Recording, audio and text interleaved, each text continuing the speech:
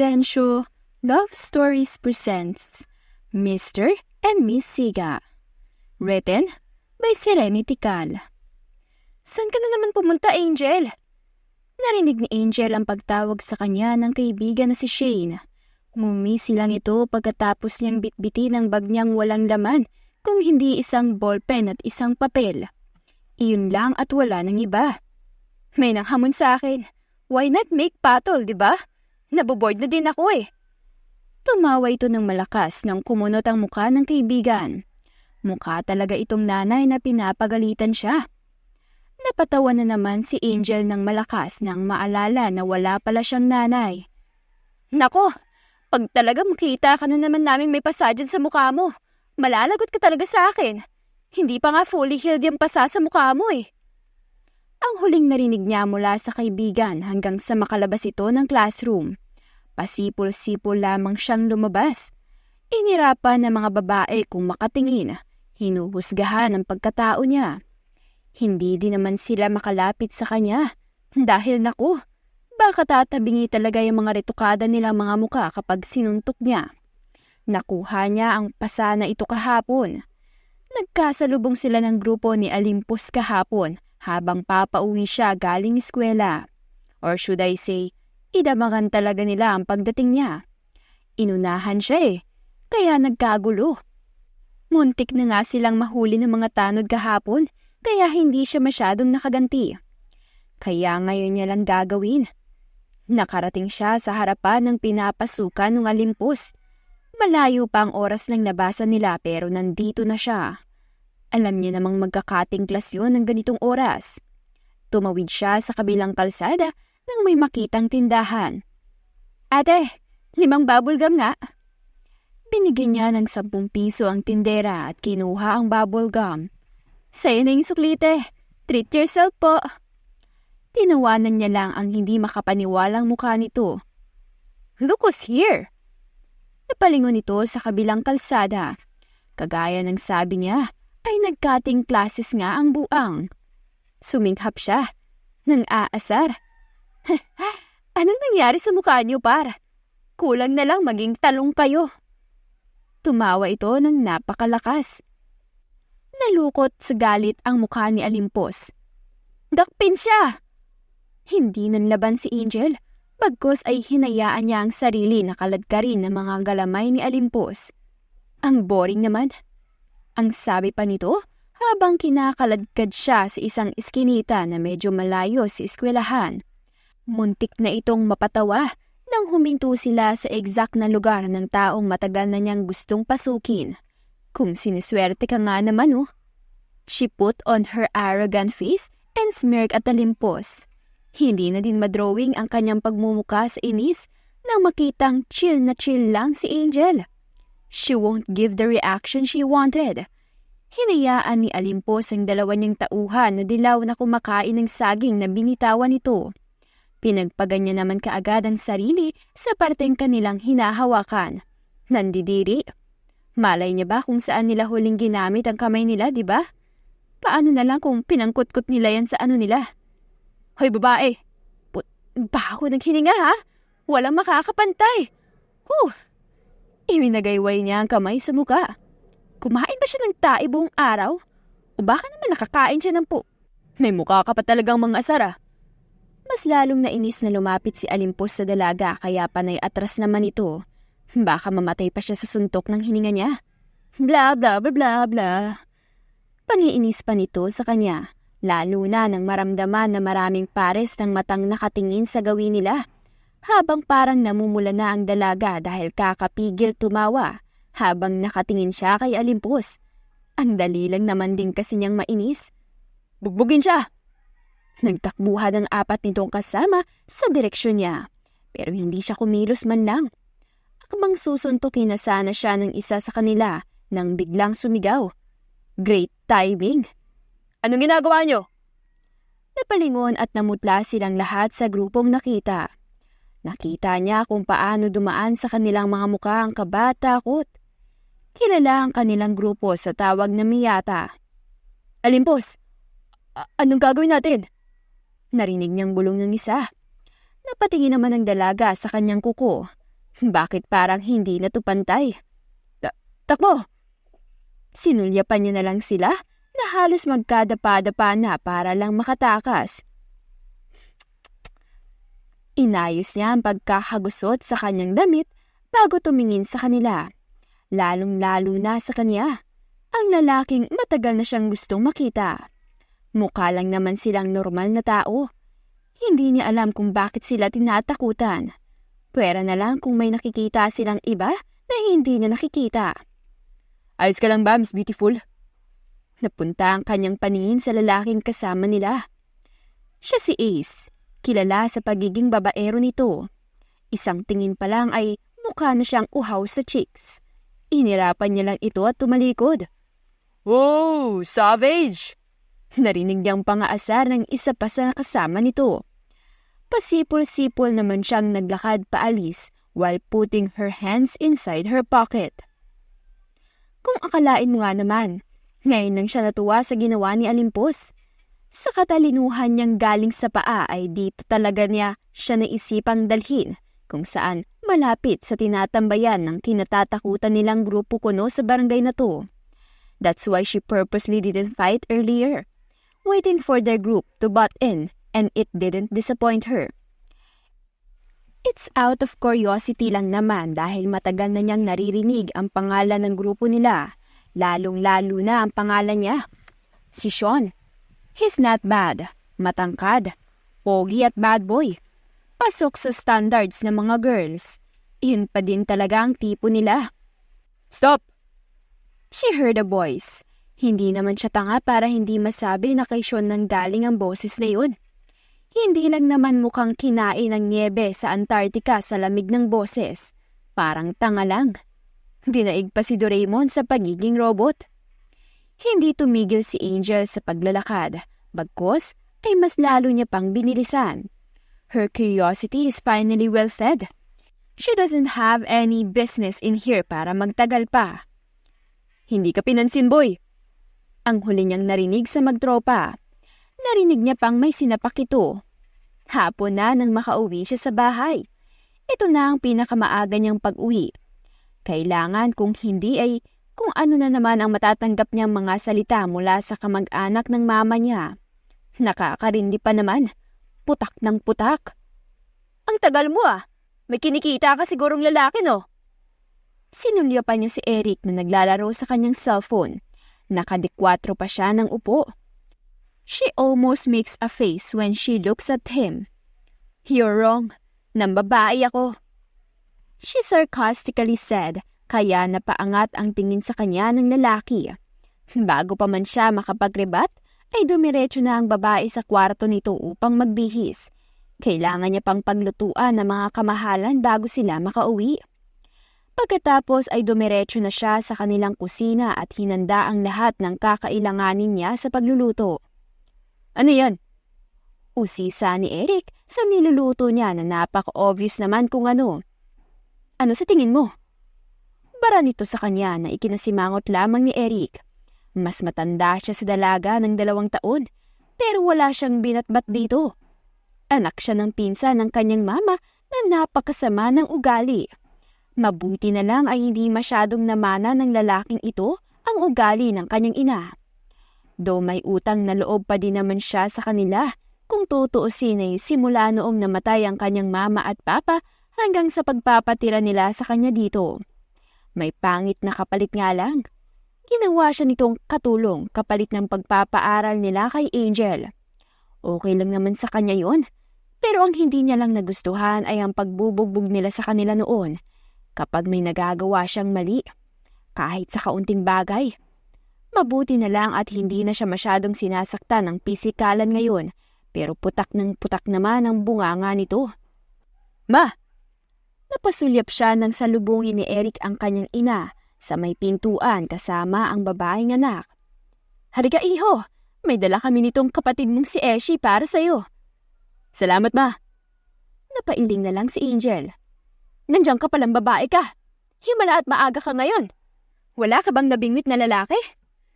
Nagpantig ang kanyang tenga sa narinig at ngumisi nang tingnan si Ellie. Gusto niya talagang sampalin ang mukha nito. Sayang nga at wala ako nabingwit na lalaki ngayon. Hindi ba marami ka? Pahingi naman. Puno ng sarkastikong usal nito kay Ellie. Buisit ka talagang babae ka. Mama oh! Napaikot na lang ng mata si Angel dahil sa inakto nito. Napaka-OA talaga. Hoy babae! Huwag mong ganyanin ang anak ko. Hindi siya tulad mo na kung saan-saan na lang naglalandi. Makating babae. Bulyaw pa nito sa kanya pero hindi siya naapektuhan. She was used to it already. Hindi na siya nasasaktan sa kung anong sinasabi nila dahil alam niyang wala naman itong katotohanan. Mas kilala niya ang kanyang sarili kaysa sa kanila. Kinaumagahan ay maagang gumising si Angel upang magluto ng kanilang umagahan. Nagbaon na lang din siya ng kakainin para sa kanyang pananghalian. Kailangan niyang maghatid at mag-ipon ng pera para sa plano niyang bumukod sa pamamahay ng tiyahin. Hindi healthy sa kanyang pag-iisip kung mag-i-stay pa siya roon sa poder nito. Ang kanyang paglalakad ay unti-unting bumagal nang maramdamang may sumusunod sa kanya. She scoffed. Sino naman tong asong to? Reveal yourself. Stop wasting my time. Sabi ni Angel sa mga ito. Nice. Paano mo nalaman? Narinig niya ang boses ni Ace sa kanyang likuran. Naparolyo na lamang ang kanyang mata at patuloy na naglakad upang umalis. Get a life, Mr. Ace. Stop bothering me. Narinig niya ang mga yapak nitong papalapit sa kanya. Mukhang pinagtitripan ata siya ng babaerong ito. Napadaan lang ako, no?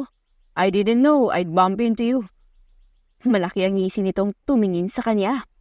Hinawi naman ni Angel ang kamay ni Ace na nakapatong sa kanyang balikat. Pwede ba? Madaming kifi dyan, no? Sa tabi-tabi na willing kang papasukin. Tantanan mo ko dahil wala akong panahon sa mga katulad mo. Banta nito sa lalaki pero ngumuso lamang ito na parang isang bata. Aakmang hahawakan na sana siya nito kaya agad niya itong sinamaan ng tingin. Isa pang paglapat ng balat mo sa akin, mawawalan ka talaga ng future. Sabi ni Angel at nakataas ang kilay na sumulyap sa ibabang parte ni Ace. Kaagad namang tumaas ang dalawang kamay ng lalaki. Chill lang, mawawala ang ganda mo niyan, sige ka. Natatawa nitong usal. Mawawalan ka din ng mukha kapag sinuntok kita. Pambabara ni Angel sa kanya, dahilan para mas lalong humagalpak ng tawa ang lalaki. Sumimangot na lamang siya at mas lalong binilisan ang paglalakad. It was nice meeting you, Miss Siga. Mauna na ako darling. Kinindatan pa siya nito. Napakunot ang noon niyang sinundan ng tingin ng lalaki na papaalis na. Saka lang niya napansin na nakasalubong nila ang mga kasama niya. Nakangisi ang mga ito nang lumapit si Ace. Puwera kay Sean na nakapagtatakang nakatitig sa kanya. Tinaasan ni Angel ng kilay ang lalaki kaya napangisit ito't napailing. Pagkarating sa kanyang classroom ay hinanap kaagad ni Shane at umupo sa katabing upuan nito. Wow, first time na hindi late Namangha na sinulyapan siya ng kaibigan dahil abala ito sa kanyang ginagawa. Mukhang may sinusulat. I know, right? She exclaimed, imitating her friend's tone. Napalingon sila sa upuan nang may pumukaw sa kanilang atensyon.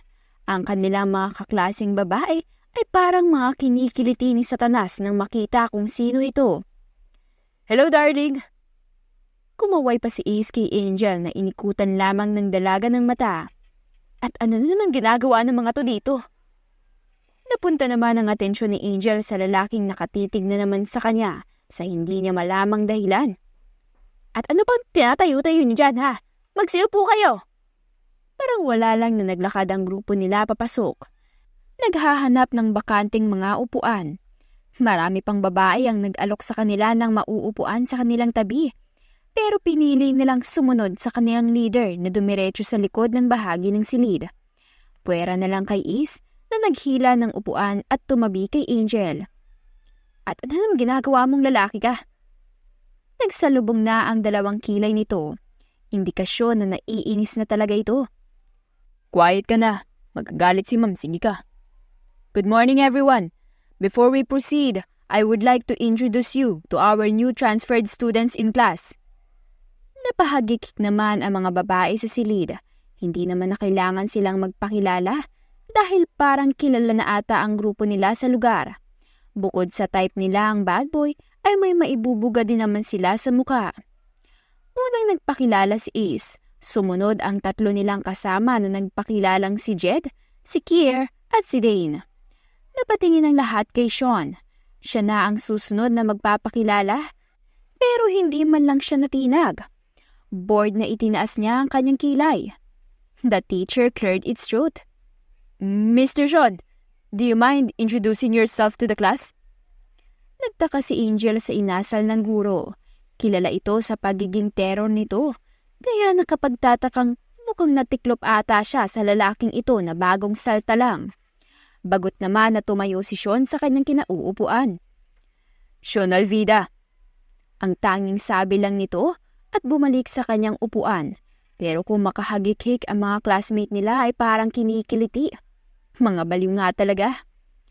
Nagsimula ang kanilang klase na naiirita si Angel dahil kay Ace na panayang papansin nito na hindi niya lang pinapansin. Ngunit ang hindi niya maiwasan na hindi mapansin ay ang titig ng isang pares ng mata mula sa kanyang likuran. Si Sean na napapansin niyang parating nakatitig simula noong magkita sila. Napailing na lamang si Angel sa kanyang isipan. Nababaliw na ata siya at mas pinagtutuusan pa siya ng pansin ng lalaki kesa ang makinig na lang sa diskusyon ng guro.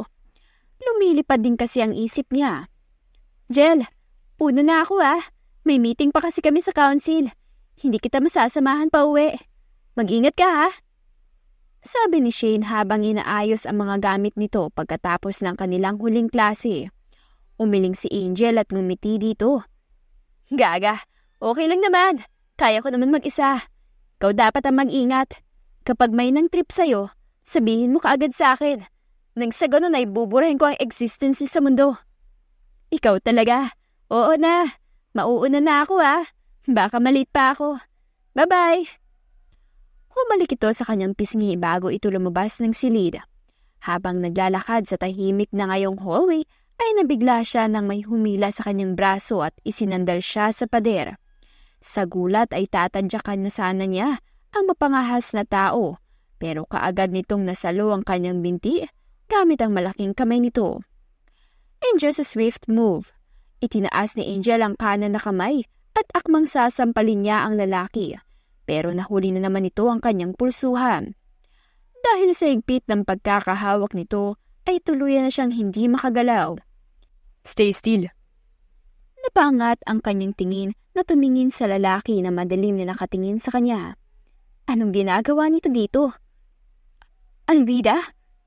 Nagsalubong ang dalawang kilay ni Angel. Anong kailangan ng lalaking to? Your moves are impressive. Sabi nito sa malalim na boses. Napatawan na lamang ng sarkastiko si Angel at nakipagtitigan sa lalaki. Baka pwede namang bitawan mo na ako. Nag-e-enjoy ka yata. Sean cleared its throat before releasing her from his grasp. Dumistansya siya ng kaunti sa dalaga. Sa kabahagyang inilagay ang dalawang kamay sa bulsa nito. Anong kailangan mo? Tanong ni Angel at inayos ang kanyang suot na uniforme. Ilang segundo ang lumipas nang wala siyang makuhang sagot kaya naiirita siyang bumuntong hininga. Kung wala kang sasabihin, pues, aalis na ako. Paalis na sana siya nang hinila ni Sean ang manggas ng kanyang damit, dahilan upang mapaatras siya. Kung hindi niya lang naibalance ang kanyang katawan, ay paniguradong sumubsob na siya sa sahig. Ano ba kailangan mo? Do you really not remember me? Natigilan siya sa sinabi ni Sean. Ha? Anong pinagsasasabi mo? Nagmuntong hininga naman ng lalaki bago inilapit ang mukha nito sa kanya. Take a closer look on my face. Do you really not remember me? Napatitig siya sa mga mata ni Sean na may kung anong emosyon ang dumaan. Pero isa lang ang masasabi niya. Nababaliw na ba tong lalaking to at siya ang napagtripan? Hinawakan ni Angel ang mukha ni Sean at ngumiti siya ng matamis. Bahagya namang nagulat ang lalaki sa ginawa nito. Alam mo, itigil mo na ang kakahit-hit at lubayan mo ako. Maghanap ka ng ibang mapagtitripan mo dahil kailangan ko ng umuwi. Diin nasabi ni Angel at malakas na tinulak ang mukha ni Sean papalayo sa kanya. Napaatras tuloy ang lalaki. Che! Iniwan niya ang lalaking nakatulala. Mabuti na lang at hindi ito sumunod pa upang kulitin siya. Ano ba kasing pinagsasasabi nun? Ewan, baliw na ata. Finally! Napahinto siya nang biglang sumulpot si Alimpos. May dala itong baseball bat na iwinawagayway niya sa ere. Nilibot ni Angel ang kanyang paningin. Pinapalibutan na siya ng grupo nila na walang binatbat kung hindi ay ang magpasikat. Sa tansya niya ay 10 silang lahat. Kasama ang leader nilang may sakit sa pag-iisip. Ang tagal mo naman. Muntik na ako mainip dito. Natatawang sabi ni Alimpos. Oh, tapos? Mabalang na sagot niya. May tapang ka pa talagang natitira. Tingnan natin kung hanggang saan ang tapang mo. Boys, simulan na! Mabilis na yumuko si Angel nang may magtangkang hampasin siya ng bat. Pumasok sa kanyang tainga kung paano tumunog yun sa hangin. Wait! Mabilis na itinaas ni Angel ang kanyang kamay sa ere kaya huminto sila. Teka, huhubarin ko muna tong bag ko. Dahan-dahan niyang hinubad ang bag at maingat na inilagay sa isang tabi. Napatawa siya ng mahina dahil sa kabubuhan ng mga ito. Humarap siya sa kanila na may malaking ngisi sa labi. Lapit na! Angel hissed in pain when she accidentally touched her lower lip. Pagkatapos ng rambulan nila kagabi, ay she managed to defeat all of them. Medyo napuruhan siya, pero hindi naman ganoon kalala. Hindi naman siya pinangalanan na Miss Siga kung isa siyang talunan sa isang grupong katulad nila. Napuruhan ang kaliwang braso at mukha niya, pero hindi naman ito gaanong masama. Nasuntok lang siya ni Alimpos ng ilang beses at napalo rin ng ilang beses. Mabuti na lang at sa braso lang. Nang tumapak na ang kanyang paa sa kanilang eskwelahan, ay samot-saring bulungan na naman ang kanyang narinig. Napangisi na lamang siya sa kanyang isipan. Mukhang nakarating na sa nakararami ang ginawa niya sa grupo ni Alimpos. Na-e-excite tuloy siya. Angel! Sinalubong siya ni Shane na may pag-aalala sa mukha. Hinampas nito ang kanyang braso, kaya napadaing siya sa sakit. Ito talagang babaeng to. Mas brutal pa sa kanya. Ay sorry.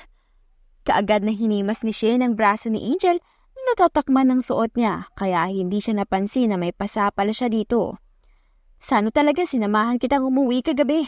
Hindi ka sana napaaway ulit. Ano ka ba? Kung sinamahan mo ako kagabi, di dalawa na sana tayong bugbog at inabangan ni Alimpos. Mas mabuting ako lang. Malaya ako nakakakilos. Paliwanag ni Angel sa kanya. Tumango lamang ito. Kumapit si Shane sa kanang braso ni Angel at naglakad na papunta sa kanilang classroom. Anong ginawa mo dun sa mga kaaway mo? I heard you did something to them. Tumawa lamang si Angel bilang sagot. Sa kabilang banda ay natatawa naman na namamanghang nakatingala ang grupo ni Sean kasama ang iba pang tao sa mga lalaking nakalambitin sa puno. Mahimbing pa ang mga tulog ng mga ito at maraming pasa sa iba't ibang parte ng katawan. Bilib na talaga ako kay Angel. How did she even manage to bring them up there? Natatawang sabi ni Ace. Babae ba talaga yun? Paano niya nabuhat sila isa-isa? Sambit naman ni Jed. Napapailing. Are you underestimating her? Nakalimutan niyo atang siga siya sa lugar na to. Naka-cross arm ang braso na dagdag ni Kier. Sean, nakumpirma mo na ba? Sumulyap si Sean kay Dane nang bigla itong magtanong. Ang tinutukoy nito ay tungkol sa kababata nitong matagal na niyang hinahanap. He was longing for her childhood friend for a very long time. And he saw how Angel and his childhood friend resembles to each other. May pagkakahawig ang kanilang muka, kaya nagbabaka sakali siyang kahapon upang kumpirmahin ito pero bigo siya. She denied everything that she know me. I don't know if he's telling the truth. Manipid nitong sagot. Ano ba kasi nangyari nung bata pa lamang kayo at ganyan ang pangungulila mo sa kanya? May pangaasar sa tono ni Jed.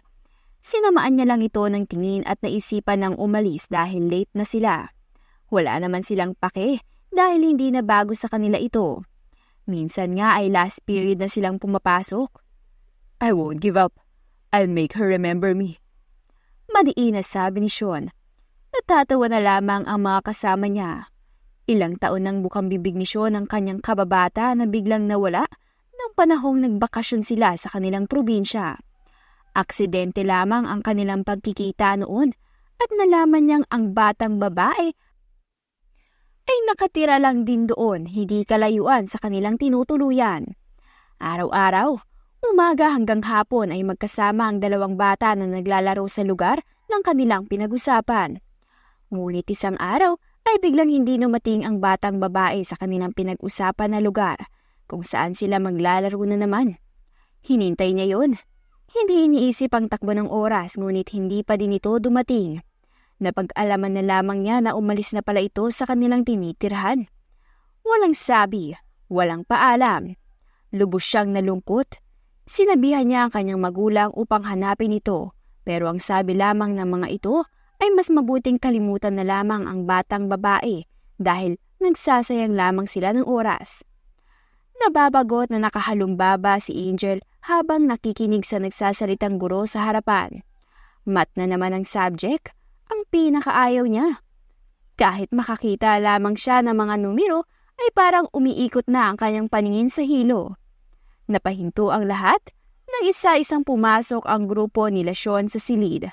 Hindi man lang nag-abala na bumati sa grupong nasa harapan at dire-diretso lamang na nagtungo sa kanilang upuan.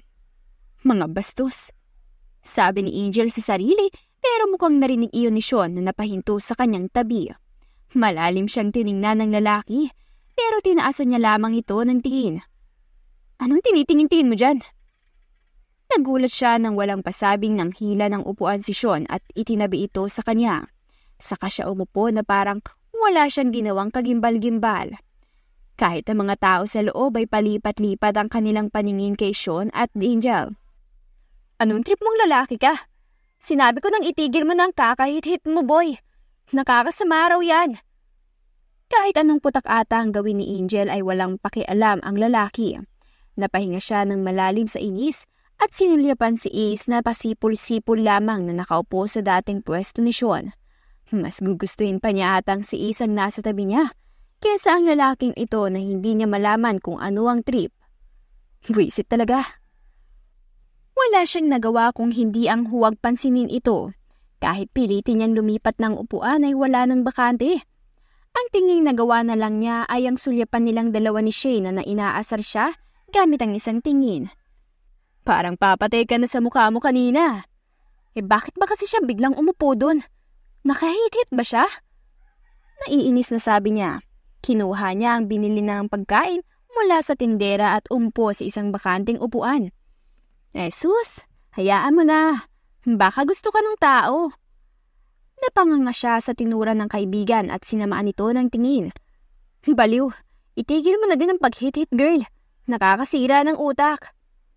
Naputol ang kanilang usapan ng matahimik ang loob ng cafeteria. Dahil sa dakila din silang chismosa ay hinanap nila ang rason kung bakit. Hindi naman sila nibigo at napadapo ang kanilang paningin sa mga lalaking nagtatangkara na pumasok.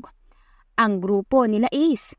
Napaismid na lamang si Angel nang magtagpo ang paningin nila ni Sean. Nabibwisit siya sa pagmumukha nito. Ay syala! Confirm! May spark sa inyo, te! Mabilis na napabaling ang kanyang paningin sa kaibigan na humagikhik sa kanyang harapan. Isa pang salita mo dyan, isasabit na kita. Pagbabanta nito. Natatawa naman na itinikom na lamang ni Shane ang kanyang bibig. Can I sit here? Halos tumayo ang mga balahibo niya sa katawan nang biglang may bumulong sa kanyang tainga. Sa tansya niya ay sobrang lapit pa nito. Paano ito nakarating dito agad? Kung ayaw mong tadyakan kita, lumayas ka sa mukha ko. Pagtitimpi nitong sabi kay Sean. He chuckled. He stood up properly and took a seat away. I won't mind as long as it's you. Narinig niya pang napa-ooh ang mga kaibigan nito. Halos mapatay na niya ang lalaki sa klase ng ibinibigay niyang titig dito. Pero hindi man lang ito natinag. Walang pakialam itong sumandal sa upuan at madilim siya nitong tiningnan. Itong mga kaibigan niya namang kapwa niya kapre ay natutuwa pa sa nangyayari na nakaupo sa katabing mesa. Isama mo pa tong si Shane na malaki ang ngisi sa kanya at nakatingin sa kanilang dalawa. Mabilis naman itong pasipol-sipol na bigyan siya ni Angel ng masamang tingin. Aalis ka o hindi? No. Dahil sa inis ay agresibo siyang tumayo sa kanyang upuan. Naglikha pa yon ng ingay nang matumba ang upuan sa sahig. Mabilis niyang hinila ang kwelyo ng lalaki dahilan upang ito'y mapatayo. Kahit na mukha na siyang leon ngayon na galit, ay hindi pa rin maipagkakaila kung gaano katangkad at mas nakakatakot tignan ng lalaki. Hala hoy, ikalma mo! Nagsitayuan na din ang kanilang mga kaibigan at ibang tsismosong nakatambay sa loob ng cafeteria. Ngunit ang iba na may hindi na nagulat sa nangyari. Hindi naman bago sa kanila ang parating pagkakasangkot sa gulo ni Angel. Ika nga nila, kabaliktaran ang kanyang ikinikilos at pag-uugali sa kanyang pangalan. Feisty. Usal ng lalaki na mas lalo niyang ikinagalit. Piste ka talaga. Binitawan niya ang kwento nito at umalis ng cafeteria. Sinipa pa niya ng malakas ang isang upuan na humaharang sa kanyang dinaraanan, kaya tumilapon ito sa kung saan. Kahit na basagulero siya, ay may boundaries pa rin naman siyang siniset sa kanyang katarantaduhan. Ayaw niyang mapaaway sa loob ng eskwelahan at baka maapektuhan pa nito ang pag-aaral niya. Ang lahat ng mga gagong ginagawa niya ay iniiwan niya sa labas ng school. Pasensya ka na. Nagmamadaling sumunod si Shane sa kaibigan na sasabog na. Gago ka boy. Kung siya talaga ang kababata mo, paano kanya kakausapin ulit kung iniinis mo? Humagalpak ng tawa si Kier. Ayaw ko magkaroon ng girlfriend na ganun pre. Baka makumatos ako ng ilang buwan kapag inubos ang pasensya. Kahit si Jed ay halos maluhod na sa sahig kakatawa. It's really true that she's a short-tempered woman. Dagdag ni Dane. Mukhang ayaw sa'yo pre. Sa akin na lang kaya. Singit ni Ace, dahilan para samaan siya ng tingin ng lahat. She's actually very opposite. Sabi ni Sean sa kanyang sarili. Mukhang narinig naman yun ni Kier kaya lumapit ito. People change. Sa kabilang banda ay sumigaw ng napakalakas si Angel sa kalagitnaan ng open field. Walang tao doon bukod sa kanya, kaya malaya niyang nailabas ang kanyang frustration sa katawan. Kumukulo ang kanyang dugo dahil sa inis. Nakakainis! Muli na naman itong sumigaw. Angel! Napalingon siya sa kaibigan niyang tumatakbo patungo sa kanyang direksyon. Kaagad niya itong sinamaan ng tingin. Isa ka pa! Kaagad na napanguso si Shane at malambing nitong hinaplos ang braso ni Angel. Kumalma ka na kasi. Sinusubukan talaga ako ng lalaking yun. Babangasan ko talaga yun sa labas kapag nagkita kami. Hinahaplos naman ni Shane ang likod niya. Pilit siyang pinapakalma. Ito ang unang umakto ng ganito si Angel. Iyong halos sasabog na siya sa inis at galit. Napapansin din ni Shane na halos ang lalaking Sean na lang ang bukang bibig nito simula na mag-transfer ang binata. Kumalma ka na. Kakain na lang tayo. Parang tila nakarinig ng isang magandang salita si Angel at kaagad nang umiti kay Shane. Tara na! Matakaw ka talaga? Lumipas ang ilang araw na hindi pinapansin ni Angel ang grupo ng lalaki. Kahit si Ace na kinukulit siya ay sinusumitan na lang niya. Ayaw niyang magkaroon ng koneksyon doon sa lalaking walang ibang ginawa kung hindi ang inisin siya. Kagaya ng nagdaang araw, matiwasay siyang naglalakad pa uwi. O baka nagkakamali siya. Napahinto siya sa kanyang nilalakaran. May kalalakihan na nakahandusay sa lupa habang tinatadyakan ng dalawang lalaki na hindi matukoy kung sino dahil nakataliko dito sa kanyang direksyon. Napailing na lang siya. Nahimatay na yata yung mga yan. Pero sige. Hala sige. Excuse me, kung ayaw mo madamay, umalis ka na dito. Sabi pa nung isa at hindi pa rin siya tinitingnan. Napasa po naman siya ng kanyang noo. Lalayas ako kung magpapadaan kayo. Galit na sigaw niya pabalik, kaya napahinto ang dalawa. Abat, lumingon sa kanya ang dalawang lalaki na may kunot ang noo sa muka, pero kaagad din naman itong napangisi. Babae lang pala. Padaanin mo na yan, pre. Napaismid lang si Angel at lumakad palapit. Natinggilan siya nang makilala kung sino ang mga pinuntumba nila. Ace? Gulat niyang tanong. Hindi siya makapaniwala at tiningnan isa-isa ang iba pang mga lalaking nakahiga sa lupa. Nakilala niya ang mga ito, lalong-lalo na ang gagong nagpapainit ng dugo niya. Nakasandal ito sa dingding at nakapikit ang dalawang mata. May pasa din sa labi niya. Paanong natalo tong mga to sa dalawang lalaking ito? Fake news ata ang nasasagap niyang balita tungkol sa grupo nila eh. Angel, help us.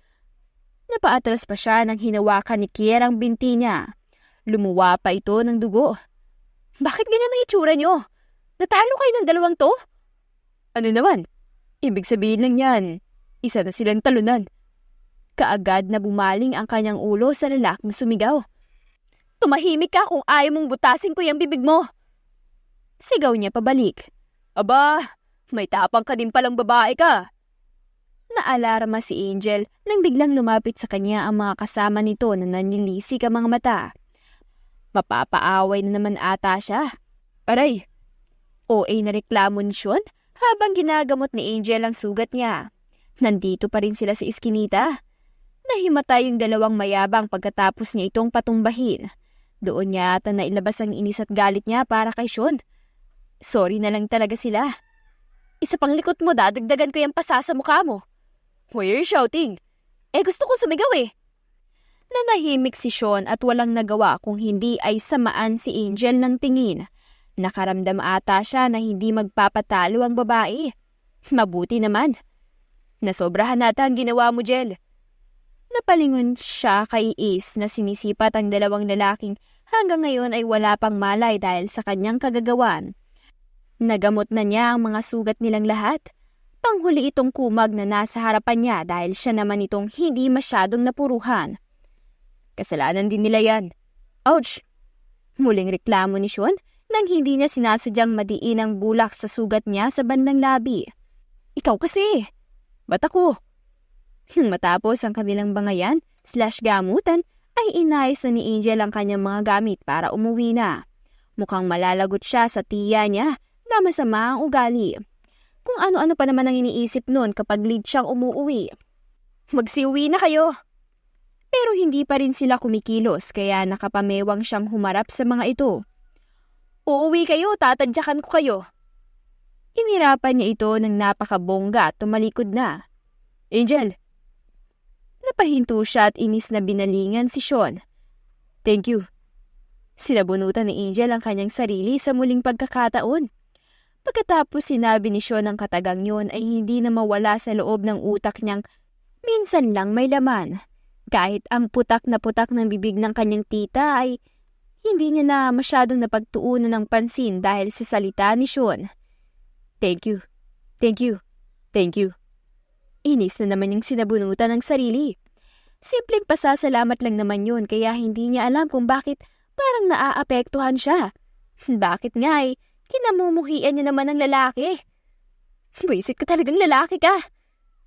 Nang magising kinaumagahan, ay kaagad siyang naghanda para sa kanyang pagpasok. Nakakaramdam pa rin siya ng takot dahil matagal siyang nakatulog kagabi. Kasalanan yun ng isa dyan na hindi niya pwedeng sabihin ang pangalan at baka kung ano naman ang maisip ng baliw niyang utak. Habang naghahanap ng masusuot ay aksidente niyang natabig ang isang maliit na kahon na nakatago sa ilalim ng mga damit niya. Ngayon niya lang ulit naalala ang tungkol sa bagay na to. Nakalimutan na nga niya kung ano ang laman nito dahil sa katagalan. Pagkatapos magbihis ay inilabas niya ang kahon at naupo sa kanyang kama. May padlock pa yun. Hindi naman niya nakalimutan dahil birthday lang naman ang password. Nang mabuksan niya ay napatawa siya ng mahina sa isang gamit na bumungad. Isa itong hair tie na color pink. May design pa ito na ribbon. Habang nagkakalaykay siya, ay nakuha ng kanyang atensyon ng isang Polaroid. Kinuha niya yun at kaagad na bitawan. Napahawak siya sa kanyang sentido at napahilot doon. Bumabalik na naman ang alaalang matagal na niyang sinusubukan na kalimutan. Sana ay hindi na pala binuksan ang kahon na ito. Sana okay lang kayo dyan, kambal. Mahina nitong bulong sa kawalan bago inayos ang pagkakaayos ng kahon at bumuntong hininga. Picture ito ng kasama ang kambal niya. Todo pa ang ngiti ni Ashley sa picture habang siya ay nakabusangot. Ayaw niya kasing pinipicturean noon, lalong-lalo na ayaw niyang magpeke ng ngiti sa harapan ng kamera. Kaagad siyang nagbihis at lumabas na ng bahay. Hindi na siya kumain dahil wala siyang gana. Mahal na mahal niya ang pagkain pero wala siyang gana. Totoo ang himala. Bago siya mapunta sa puder ng kanyang tiyahin ay maganda pa ang kanyang pamumuhay kasama ang kanyang magulang at ang kampal nitong kapatid. Noong sila ay pauwi galing probinsya ay hindi inaasahang magkakaroon ng isang aksidente. Isang malalang aksidente. She was devastated at that time. Nasaksihan niya ang kamatayan ng kanyang magulang, lalong-lalo na ang kanyang kakambal na lubos niyang minahal, kahit minsan ay hindi sila nagkakasundo. Naggising siya sa balitang wala na ang kanyang pamilya. Tanging ang kakambal niya lang ang huling nakausap sa loob ng nakataob na kotse. Bilang isang nag-iisang kamag-anak nila ay iginawad ang kanyang tiyahin na maging real guardian niya. A penny for your thoughts? Napabalik siya sa ulirat nang may bumulong sa kanyang tainga. Sino pa nga ba? Di ang lalaking binibwisit siya araw-araw. Bawal pang gitin ng pangalan. Masama. Ilayo mo nga yung pagmumukha mo kung ayaw mong tadyakan kita. Narinig niya naman itong tumawa ng mahina. Harsh. Napaikot na lamang siya ng mata. Bumati ang guard sa kanila na ikinatangulang nilang dalawa. Stop following me around, mister. Usal nito sa lalaking nakasunod sa kanyang likuran. We're going on the same way, Mrs. May halong pangaasar sa boses nito. Oo nga naman, Angel. Wala naman siyang dahilan para sundan ka. Anong Mrs.? Why are you in a bad mood this early? Naramdaman niyang mas lumapit ang lalaki para magkapantay sila. Napasulyap siya dito at kaagad napaiwas. Para sa kanya ay masama ang tumingin sa katulad ni Ano. Hindi niya pwedeng sabihin ng pangalan dahil masama. Sino ba naman kasing hindi magiging bad mood kung ikaw ang unang sasalubog sa akin, hindi ba? Pabalang nitong sagot na mas lalong ikinangisi ng lalaki. Sa hindi malamang dahilan ay nainis siya kapag nakikita niyang nakangisi ito. Itigil mo nga yan. Sasapakin kita eh. What did I do? Mas lalong natawa ang lalaki. Parang huminto naman ang paligid nang mapatitig siya sa mukha nito. Exaggerating, but yes. Hindi niya rin alam kung bakit nagkakaganito siya. Kinula mo ba ako? Wala sa sariling usal niya. Nagtataka namang napatingin sa kanya ang lalaki. What? Ha? Wala. Dahil sa kahihiyan na nagawa niya ay kaagad siyang tumakbo papasok sa kanilang classroom at naupo sa pwesto.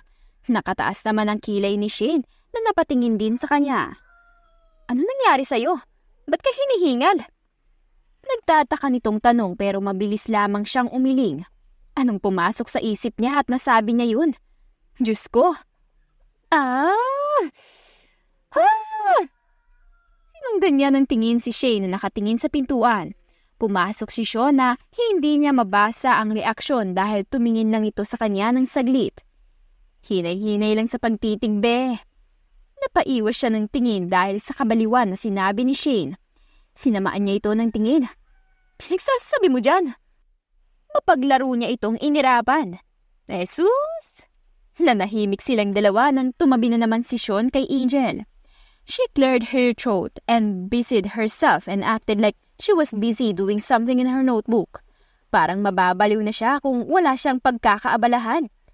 Kinulam talaga siya ng lalaking to kung bakit siya nagkakaganito.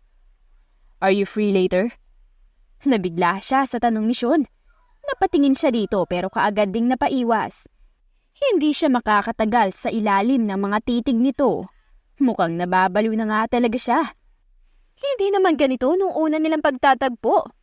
Never pa din niyang naramdaman ang pagkailang sa isang lalaki sa tanang buhay niya. Bakit? I just wanted to treat you somewhere. Sa pagkakataong ito, ay hindi niya napigilang mapatiti sa mga mata nito kahit parang nalulunod siya. Bakit? Parang may lumabas na question mark sa labas ng kanyang ulo sa sinabi ni Sean. At ano naman kaya ang nakain ng lalaking ito at kung ano-ano na naman ang lumalabas sa bibig. It's a thank you for helping us yesterday. Matipid itong ngumiti. Kahit nag-aalangan ay tumango na lamang siya. Baka ilibre siya ng pagkain ng lalaki. Sino ba namang hihindi sa pagkain, hindi ba? Isa pa ay wala namang meaning yun. Napasa po siya bigla sa kanyang ulo. Malamang, walang meaning yun. Ano ba naman kasi ang kanyang iniisip? Okay. Tanging sagot niya at bumalik na sa ginagawa. I'll pick you up. Okay. Wear something you're comfortable with. Okay. You're pretty. Okay. Ano? Baliw. Napakagat si Angel sa kanyang labi habang tinitingnan ang dalawang damit na kanyang ipinatong sa kama. Hindi niya alam kung ano ang kanyang susutin. Napahinto siya. Teka nga lang, bakit kailangan pa akong pumili? It's not like it's a date, di ba? That I need to make myself extra. Umismi dito at pumili ng high-waisted jeans na pinaresan niya ng isang itim na fitted sleeveless. Pinatungan niya rin ito ng isang puting cardigan. Nagsuot din siya ng puting sapatos. Sa hindi niya malamang dahilan, ay feel niyang ilugay ang kanyang maitim at mahabang buhok. Matagal na simula noong hinayaan niya itong ilugay.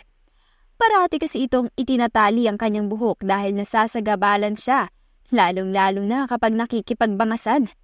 Ayaw din niya namang magpagupit dahil sayang. Nakarating siya sa lugar na kanilang pinag-usapan. Napakunot ang kanyang noo nang matagpuan ang sarili sa harapan ng isang public library. Sakto ba itong pinuntahan ko? Tumingin ulit siya sa tinext na address ni Sean. Sakto naman. Hey!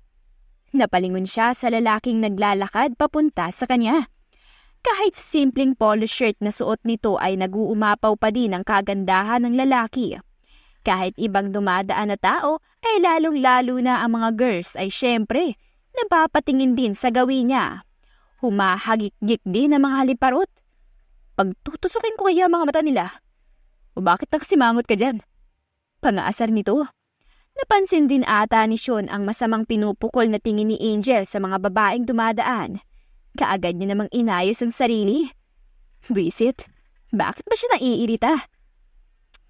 Saan mo ba ako dadalhin? Akala ko ba ililibre mo ako? Oo nga, sabi niya at hinawakan ng palapulsuhan ni Angel at hinila papunta sa entrance ng library. Akala pa naman niya ay pagkain ng sinasabing treat nito. Umikot ang babasagin na pintuan. Taray! Napahinto siya at tumingin sa dalaga nang hindi ito kumilos sa kinatatayuan. Bakit dyan? Naguguluhan na tanong ni Angel. I know you love books. That's why I decided to bring you here. It's the first thing that came in my mind. Kahit lutang pa rin siya sa sinabi ni Sean, ay nagpahila na lang ito sa kanya ng tuluyan sa loob. Paano naman niya nasabi na mahilig siya sa libro? Walang nakakaalam nun bukod sa kanya. Kahit si Shane nga ay hindi niya kailanman pinagsabihan. She just think na hindi naman ito kailangan pa. Napanganga siya ng tuluyan nang sila'y makapasok sa loob. Pero kaagad ding tinikom nang tumingin sa kanya si Sean para tingnan ang reaksyon niya. Alam talaga ng lalaking to ang ginagawa niya.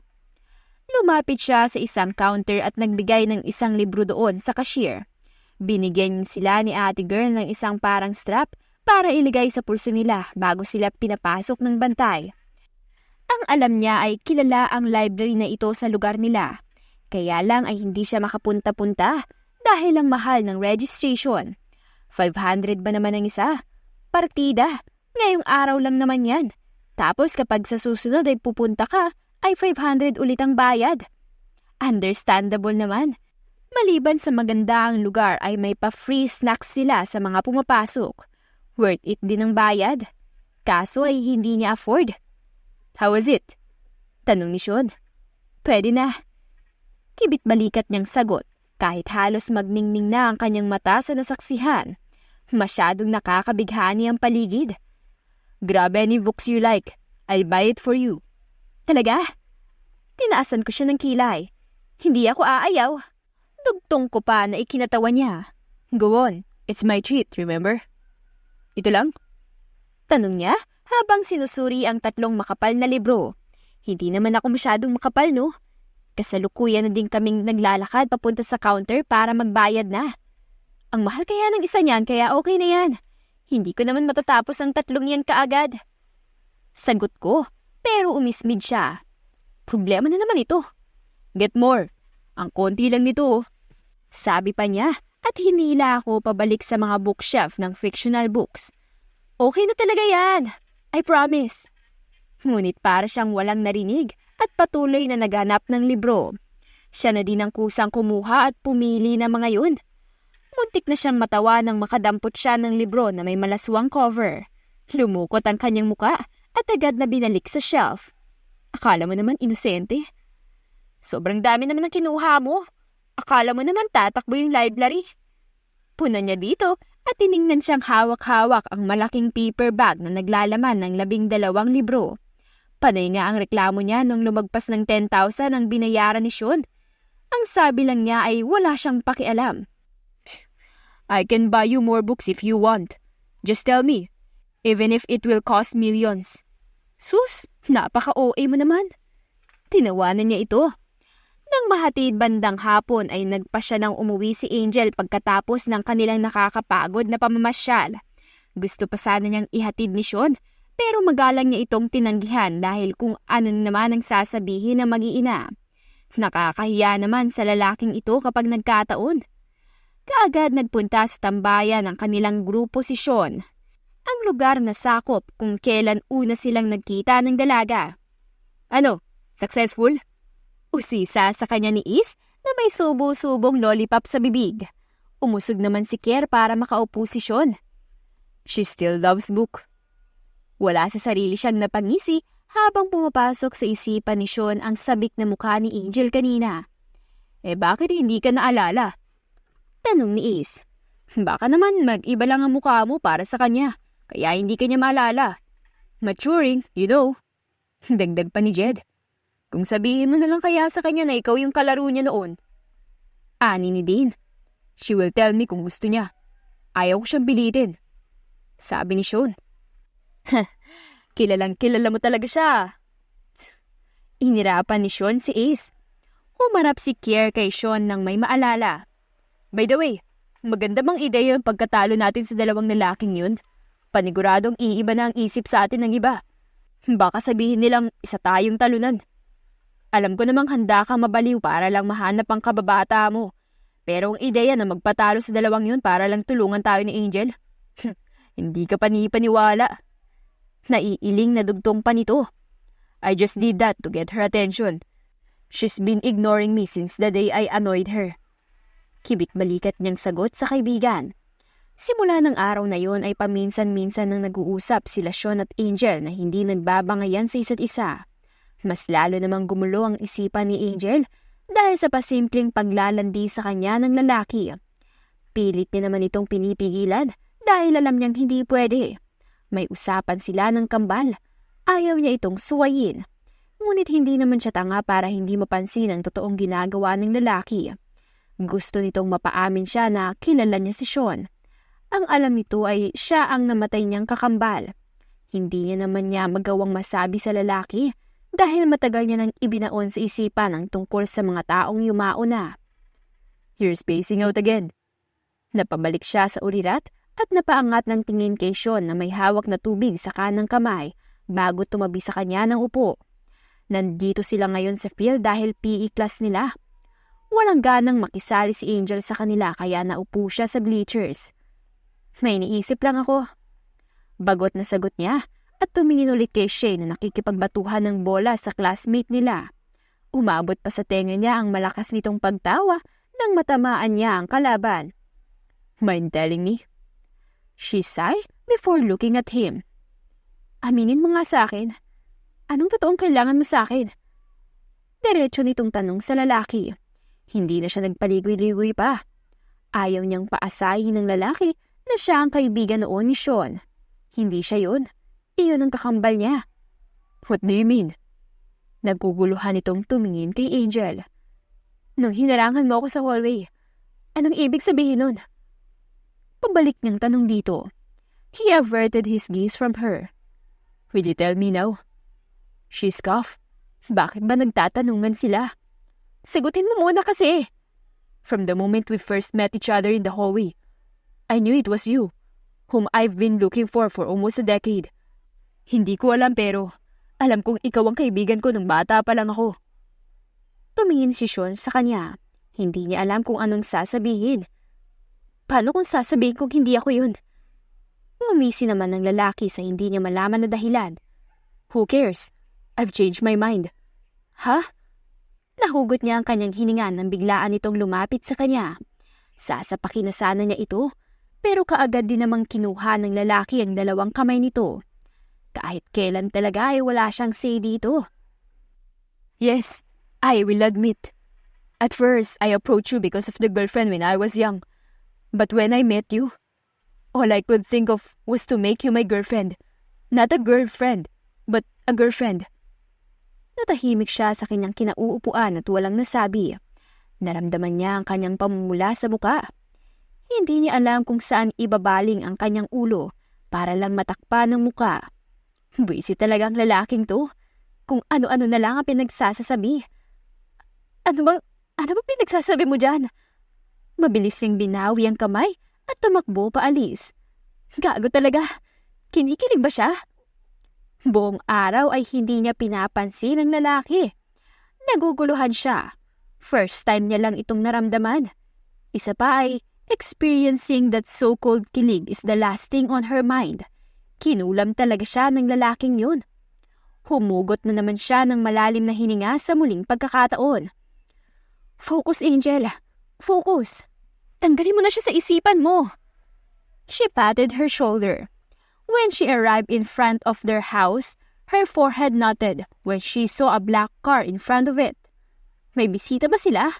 Mukhang mamahalin ng kotse ah. Dahil sa matinding kuryosidad, ay kaagad niyang pumasok sa loob.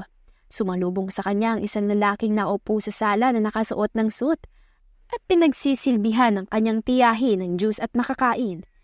Lalaki kaya niya to? Ang amo ng mukha ng bruha. Parang hindi masama ang ugali. Oh, nandiyan ka na pala, Angel. Naghapunan ka na ba? Kumain ka na. She almost smirked. At ano naman kayang trip ng isang to at ang bait-bait ngayon? Tita, ano pong nakain niyo at ang bait niyo po ata ngayon? Hindi niya napigilan ang bibig at matamis siyang ngumiti sa tiyahin. Mabilis naman siyang pinagdilatan ng mata nito habang panay ang tingin sa matandang nanonood lang sa nangyayari. Ano bang sinasabi mo, anak? Halika na! Nandun sila Eric sa dining at kumakain. Sumamay ka na sa kanila. Patuloy nitong pag-a-acting. Sana naman ay ginawa niyang convincing. Mukha pa rin siyang plastic. Huwag mo po akong tawagin na ganyan. Nakakakilabot po. Angel, huwag kang ganyan magsalita. Nakakahiya sa bisita. Mas lalo akong natuwa sa naging reaksyon niya.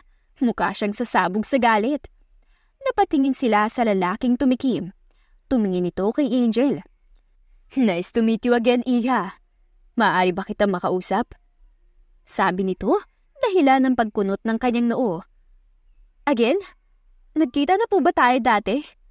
I will explain everything. Ikaw talaga ang sadya ko dito. Maaari ba kita makausap? Kahit naguguluhan, ay kaagad siyang tumango. Nagpaalam muna itong magbihis bago bumalik sa sala. Tungkol sa naman po to? Tungkol to sa mga magulang mo. Napalunok siya. Ito ang muling beses na papag-uusapan nila ang tungkol sa pumanaw niyang magulang.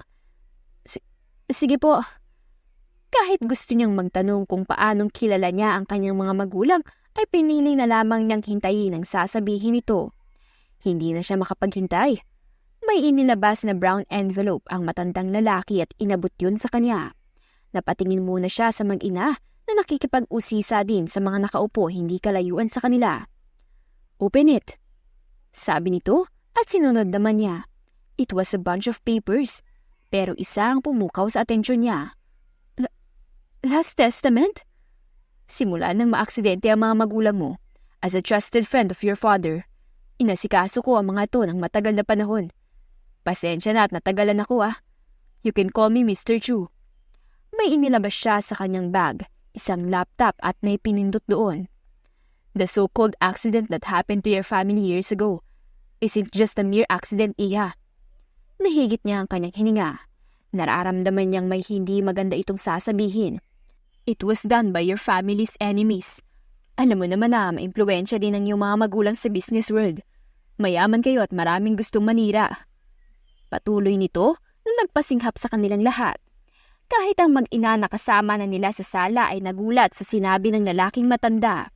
Iniharap sa kanya ni Mr. Chu ang laptop at nag-play ng video. Her eyes clouded with tears as she looked at her parents' face. They were smiling in the video. Wala sa sarili siyang napangiti.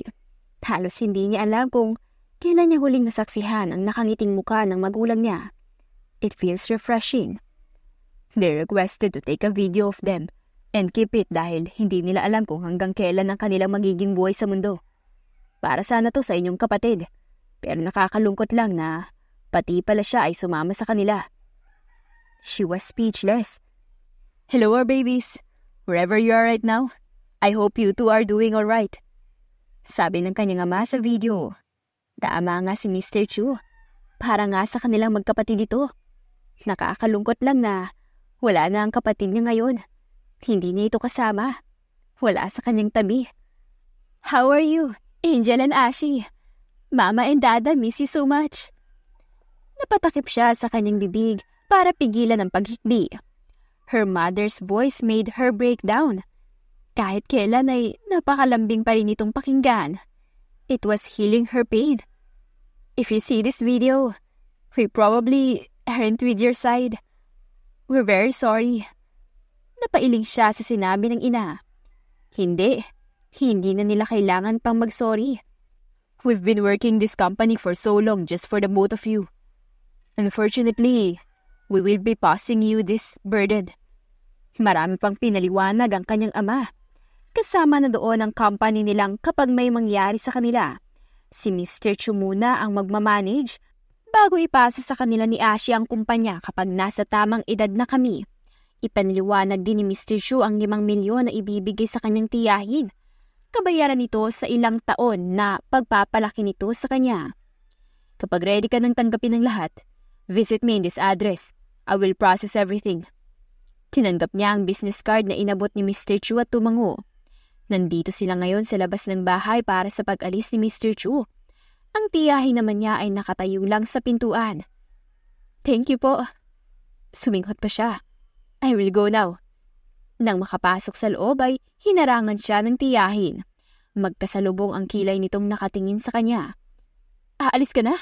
Bakit? Bakit 5 milyon lang? Napakakonti naman. Hindi siya makapaniwalang tumingin dito. Konti? Mas maliit pa nga lang dapat ang ibibigay ko sa inyo dahil inilista ko ang pananakit niyo sa akin noon. Tinapatan niya rin ang masamang ugali nito. Wala silang kwenta. Aba, nalaman mo lang na may ipapamana sa'yo na kumpanya ang pinsan ko? Ganyan ka na umasta? Wala kang utang na loob. Ako pa talaga ang walang utang na loob? Oh, please. Kaya pa rin napakabait ng asta mo kanina dahil alam mo kung sino si Mr. Joe. Panunuya niya at lalagpasan na sana niya ang kanyang tiyahin nang bigla siya nitong itinulak ng malakas.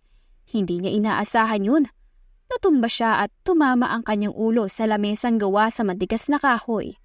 Ang huli lamang niyang narinig ay ang pagsigaw ni Eric at ang pagbuhat nito sa kanya. Flashbacks. Hoy bata, anong pangalan mo? Napatingin siya sa batang babaeng nakapamewang sa harapan ng isang batang lalaki. Don't call me Hoy. I have a name. Inis na sabi ng batang lalaki sa babae. Ano nga ang pangalan mo, di ba? Sigaw nito pabalik. Then why are you shouting? Sumisigaw ka eh. Napatingin si Angel sa kanyang paligid nang mag-iba yon ang lokasyon. I already told you. My name is Sean. It's now your turn. Sabi ng batang lalaki doon sa babae habang naglalaro sila sa buhanginan sa tabing dagat. Nakita niyang nag-isip muna ang babae bago ito ngumiti ng matamis. Ako si Lenga. Maloko itong ngumisi. Dahil sa sobrang inosente ay tumango lamang ang lalaki at bumalik na sa kanilang ginagawang paghukay sa buhanginan. Napatawa lamang ng malakas ang babae habang nakatingin sa kalaro. Sean? Bakit? Bakit parang ako ang babaeng kasama ng batang lalaki? Akala ko ay sila ni Asya magkaibigan. Bakit? Nagiba ang lokasyon. Nakaupo ang batang babae sa sanga ng puno habang nagbabasa ng libro. Let's play na! Pangungulit sa kanya ng lalaki habang sinisipat ang iba pang libro sa tabi ng babae. Stop disturbing me! I'm reading! Sigaw nito, kaya napanguso ang lalaki. Nag-iba na naman ang lokasyon. Ito ay nasa harapan ng kanilang rest house. Malungkot ang batang babae habang nakatingin sa mga magulang niyang nagmamadali sa pagpasok ng mga gamit sa loob ng sasakyan. Mama! Gusto ko magpaalam kay Sean! Pamimilit nito na halos maiiyak na. We will come back here, baby. Don't worry. Sabi naman ng ina, kaya napanguso siya. Hanapin mo na lang ulit si Sean kapag bumalik tayo dito, Angel. Nakangiting sabi sa kanya ni Ashi. Umiba na naman ang lokasyon. Nandito si Angel sa labas ng nakataob ng sasakyan. Ito ang panahon na naaksidente sila. Bakit nakikita ito ngayon? Napatingin siya sa kambal sa likod ng sasakyan. Naipit si Ashi sa isang bakal, kaya hindi niya magawang gumalaw habang ang batang si Angel naman ay sa ulo na puruhan. Malakas ang pagdaloy ng dugo na lumalabas mula dito. Kambal, mag-iingat ka palagi. Nakangiting sabi ni Ashi sa kambal. Bakit? Kahit nahihirapan ang batang si Angel ay pilit niyang magsalita. Namuo ang luha sa mga mata niya habang pinagmamasdan niya ang nakaraan. We will not be doing things together anymore. Please be happy for me. Napaubo ito at lumabas ang dugo sa kanyang bibig. Promise me that you will find Sean. Nakaramdam si Angel ng awa habang pinagmamasdan ng dalawang bata na halos malagutan na ng hininga. Lumapit siya sa batang Ashi na hindi malamang dahilan para pakinggan ang susunod nitong sasabihin. And be happy. Make him happy. I like him. Nahihirapang sabi ni Ashi, pero bago pa man siya makapagpatuloy ay tuluyan ng nawalan ng malay ang batang si Angel. Pero hindi iyon ang nagpagulat kay Angel habang pinagmamasdan ang nangyayari. Ito ay yung huling sinabi ni Ashi bago siya namatay. I like him for you. Dugtong nito. Napabalikwas si Angel ng bangon pero kaagad ding napahawak sa kanyang ulo na kumikirot. Ina, Diyos ko Lord. The promise from Ashi for the last time was misinterpreted by her all this time. Kaya niya pilit na pinipigilan ng nararamdaman para sa lalaki dahil kababata ito ng kanyang kakambal at ang lalaking gusto nito. Ngunit nagkakamali siya. It was her all along. Siya ang kababata ni Sean at hindi pala gusto ni Ashi si Sean. What the hell? Ang sakit ng ulo ko, gago. Usal niya sa sarili nang maalala ang lahat. Bakit ngayon pa lang? Napahinto siya. Ang salitang amnesia agad ang pumasok sa kanyang isipan. Shit! Malakas na bumukas ang pintuan. Iniluwa noon si Sean na galit ang muka. Pero kaagad ding kumalma nang madapo ang paningin ni Angel na nakatingin din sa kanya. God, I thought I would lose you. She was taken aback when he suddenly marched towards her and hugged her tightly. Nakasubsob ang mukha nito sa kanyang liig upang medyo nakiliti siya dahil sa mainit nitong hininga. Napansin niyang hinihingal ito. Mukhang tumakbo pa ata ang lalaking ito papunta dito. I won't forgive the person who did this to you. Nandidilim ang boses nitong bulong. He pulled away and held her hand. Anong nangyari? Ang sabi lang sa akin ng kaibigan mo na ospital ka. She cannot visit you today dahil meron siyang mahalagang gagawin. Kaya tinawagan niya ako. Bakit ikaw ang tinawagan niya? Kenshi? Hindi naman sa ganun. Naalala na naman niya ang alaalang bumabalik sa kanya. Tumitig siya sa mukha ng lalaki. Kamukha nga niya ang batang lalaking nakita niya. Stop that. Ang alin? That's there. Stop that. You're making me insane. Ano? Napatawa siya sa sinabi ni Sean. Pinagsasabi naman ng taong to. Their conversation was interrupted when a doctor came in. Nasa likod nito mag-ina. Napaiwas naman kaagad ng tingin ng kanyang tiyahin nang tingnan niya ito. Hindi niya alam kung magpapasalamat ba siya sa ginawa nito dahil naalala niya ang lahat o mas lalong kamumuhian niya ito. How are you feeling, Miss Fernandez? Tanong sa kanya ng nakangiting doktor. Medyo masakit po ang ulo ko. Sagot niya. Do you feel or remember anything aside from your headache? Mukhang nakuha naman ni Angel ang tinatanong nito. Mukhang tama nga ang hinala niya. Opo. Makahulugan din itong sagot. Do you want to talk about it privately? Napatingin siya kay Sean na humigpit ang pagkakahawak sa kanyang kamay habang nakakunot ang noo. Can't you talk about it now? Mukha pa itong naiirita. The patient will decide that, Mr. Alvida. Sabi agad ng doktor. Hindi pa rin nawawala sa labi nito ang ngiti. Para bang inaasar ata siya ng doktor. Curse you, Jake. Sambit nito sa doktor. Kilala mo siya? Hindi na napigilan ni Angel ang magtanong. He's my cousin. Sagot ng binata. You had been experiencing dissociative amnesia dahil sa nangyaring aksidente nung ikaw ay bata pa lamang. It is caused by stress or some trauma that results in you forgetting specific events or periods of time. Minsan, kahit identity mo ay makakalimutan at mapapalitan ang alaala mo. Paliwanag niya kay Angel na ikinatangulang niya. That explains why she mistakenly thought Sean as her sister's friend when it was her memories all along. Akala niya lang pala. Pagkatapos ng usapan ay nagpahinga na siya kagaya ng sabi ng doktor. Ilang araw siyang nagstay sa ospital dahil mapilit itong si Sean. Gusto daw niyang makasigurado na gagaling siya. Ang OA niya talaga kahit kailan. Habang kumakain ng orange na binabalatan niya ay bumukas ang pintuan. Si Eric lang pala. Can I talk to you? Tanong nito sa kanya. Nagkatidigan naman sila ni Sean at sinenyasan niya itong lumabas muna. Anong kailangan mo? Walang paki siyang sumubo muli ng ubas. I know it's unforgiving what my mother had done to you. But still, I just wanted to say sorry. Not just for what she had done, but also for what I had done to you for the past few years. Mahaba nitong sabi. Wala siyang sinabi pero nagpatuloy ito. Pinakulong siya ng 1 buwan ni Mr. Chu.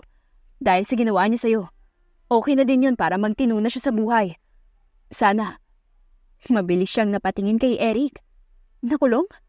Pag-uulit niya. Tumango naman si Eric at matipid na ngumiti. I won't wait for your forgiveness. Since it is impossible. Nandito lang ako para humingi ng paumanhin at magpaalam na sa huling pagkakataon. Good luck.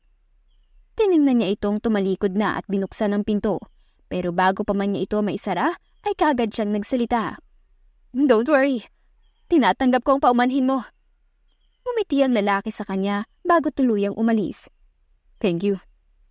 Ilang araw ang lumipas at mabilis ang pangyayari. Kinuha na siya ni Mr. Chu sa puder ng kanyang tiyahin at dinala sa mansyong matagal na niyang pinatayo ng kanyang mga magulang para sana sa kanilang magkapatid. Pinakilala na din siya sa kanilang kumpanya bilang tagapagmana ng Fernandez Corporation. Naninibago siya sa lahat. Noon ay isa lamang siyang isang kilalang basagulera sa kanilang lugar. Pero ngayon ay siya na ang susunod na mag-handle ng kanilang kumpanya. It is true that you cannot predict the future. Sean! Mabilis niyang tawag sa manliligaw ng may lalaking akmang papaluin siya ng tubo. Kaagad naman niya itong tinadyakan ni Sean, kaya napahiyaw ito sa sakit. Mukhang nabalian pa ata siya ng buto. Thanks for that, baby. Malandi siya nitong kinindatan bago ulit sila nakipagsuntukan sa kalaban. Kasama din ang mga kaibigan ni Sean dito. Hindi ko alam na ganyan pala siya kadiri. Umakto pang nasusuka si Ace bago sinipa sa muka ang lalaking kaharap. Baby, cringe mga hayop. Sabi ni Jen na nasa gilid na napahinto pa sa sinabi ni Sean. Natawa na lang si Angel. Na-distract pa ata siya.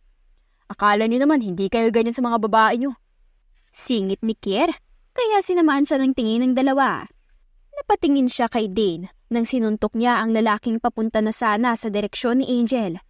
Thanks, sabi niya dito. Matipid lamang itong tumango. Napapansin din niya na siya ang pinakatahimik sa kanilang lahat.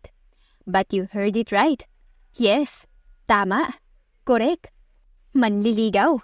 Hinayaan niya na itong manligaw pagkatapos ng pangulit ng lalaki. Nasabi niya na rin kay Sean ang tungkol sa pagbabalik ng alaala niya. Ang sagot naman nito ay mas lalong nakapagpa-turn on sa kanya. Lumawag na naman ang ngiti niya nang maalala ito. I don't really care if it's your twin o kahit ibang tao pa. I'm in love with you. I'm in love with the present Angel I met. To the Angel who caught my attention. To Angel Fernandez, who's feisty as ever. I will always love you, Miss Siga. At isa na din si Sean na hindi niya kailanman na-predict. Ang taong kinaiinisan siya ay magiging maliligaw niya pala.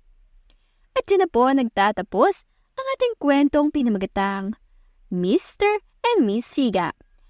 Kung nagustuhan niyo ang kwentong ito, please don't forget to like, comment, share, and subscribe for more wonderful stories. Hanggang sa muli, paalam!